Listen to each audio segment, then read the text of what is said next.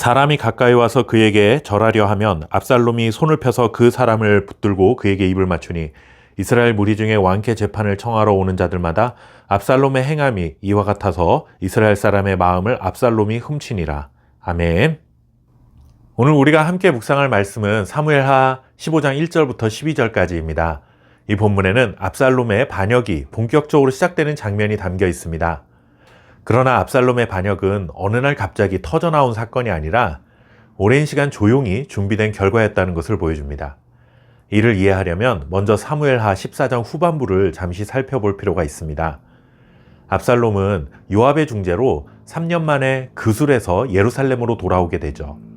겉으로 보면 아버지 다윗과 관계가 회복된 것처럼 보입니다. 하지만 실제로는 그렇지 않았습니다.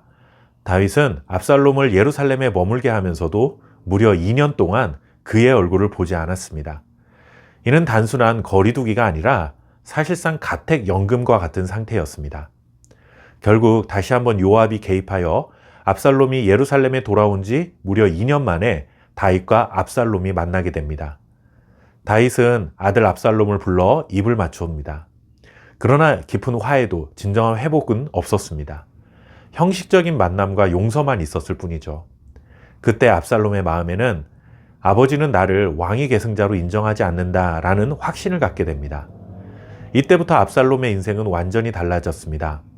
형을 죽인 살인에 대해 진심으로 회개하며 하나님 앞에서 자신을 돌아보려 하지 않고 아버지 다윗에게 반역하여 스스로 왕이 되기로 결심합니다. 오늘 말씀 15장 1절을 보시면 압살롬이 병거와 말들을 준비하고 호위병 50명을 세웁니다. 마치 자신이 왕인 양 행동하기 시작한 것입니다. 그리고 그것이 전부가 아니었습니다. 2절 이후의 말씀을 보시면 압살롬은 매일 아침 일찍 성문 곁에 섭니다.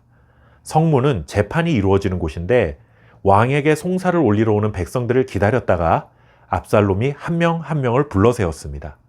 어느 성읍 사람이냐 묻고 그 사람의 억울한 이야기를 들었습니다.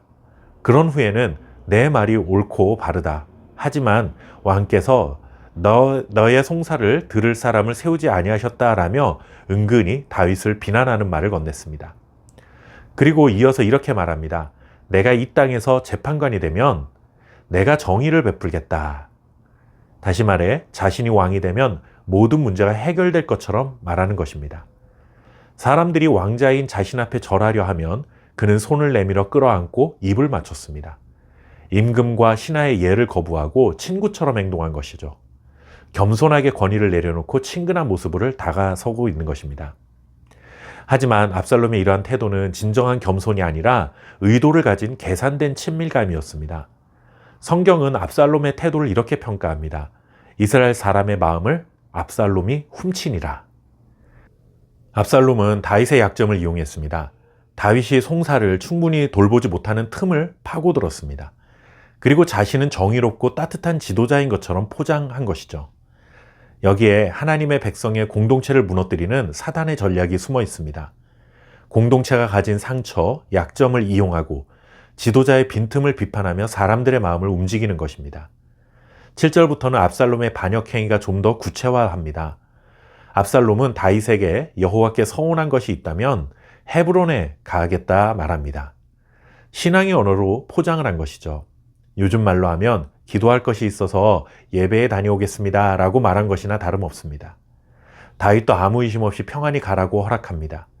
사실 헤브론은 압살롬의 고향이며 정치적 기반이 있는 곳입니다.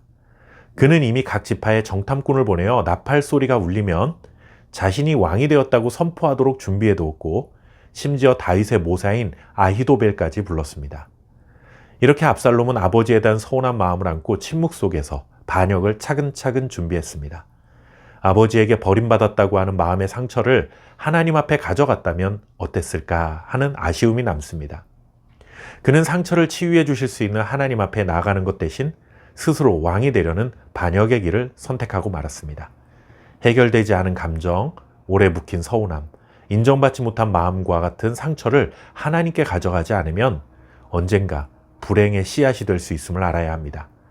압살롬의 모습이 내 모습이 될 수도 있습니다. 누군가에 서운할 때, 인정받지 못한다고 느낄 때, 하나님보다 내 방법을 선택하고 싶을 때 우리도 압살롬의 길을 얼마든지 갈 수 있습니다. 우리의 연약한 마음을 하나님 앞에 가져가야 합니다. 분노도, 서운함도, 욕망도 십자가 앞에 내어놓아야 합니다. 조용히 마음의 상처를 키운 압살롬이 되지 마시고 십자가 앞에서 조용히 상처를 치유하시길 바랍니다. 감사합니다.